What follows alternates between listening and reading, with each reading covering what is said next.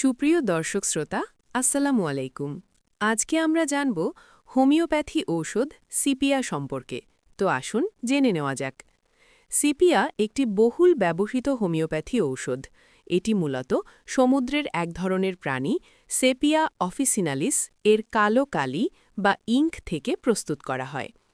সিপিয়ার প্রধান কার্যাবলী বিশেষ করে নারী রোগে বেশি ব্যবহার হয়, যেমন জরায়ু নিচের দিকে নেমে যাওয়ার অনুভূতি, সাদাস্রাব বা লিউকোরিয়া, বিশেষ করে হলুদ বা দুধের মতো, মাসিক অনিয়ম, মাসিকের আগে বিরক্তি, যৌন অনীহা, স্বামীর প্রতি উদাসীনতা, মানসিক লক্ষণ, সবকিছু থেকে বিরক্তি, একা থাকতে যাওয়া, পরিবার, সন্তান বা প্রিয়জনের প্রতি আগ্রহ কমে যাওয়া, বিষণ্নতা, অকারণে কান্না, কাজ করতে অনীহা, মানসিক ক্লান্তি, হজম ও পেটের সমস্যা, কোষ্ঠকাঠিন্য, মল শক্ত, বের হতে কষ্ট, পেটে গ্যাস, খাবার পর অস্বস্তি, সকালে বমি বমি ভাব, শারীরিক সাধারণ লক্ষণ, অতিরিক্ত ঘাম, বিশেষ করে হাত পা, মুখে বা নাকে বাদামি দাগ বা ক্লোয়াজমা, ঠান্ডা সহ্য না হওয়া, দীর্ঘদিনের দুর্বলতা।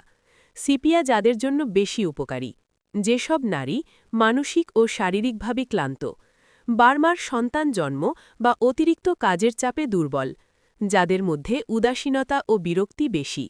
ইহা ব্যবহার বিষয়ে সতর্কতা: পোটেন্সি 30-200, 1 m ইত্যাদি রোগ ও রোগীর অবস্থা অনুযায়ী ভিন্ন হয়। নিজে নিজে দীর্ঘদিন সেবন না করে অভিজ্ঞ হোমিও চিকিৎসকের পরামর্শ নেওয়া জরুরি। আপনি চাইলে আমি সিপিআর পোটেন্সি নির্বাচন, খাওয়ার নিয়ম অথবা অন্য ঔষধের সাথে তুলনা করেও বুঝিয়ে দিতে পারি। বিস্তারিত জানতে কল করুন 01761 206345।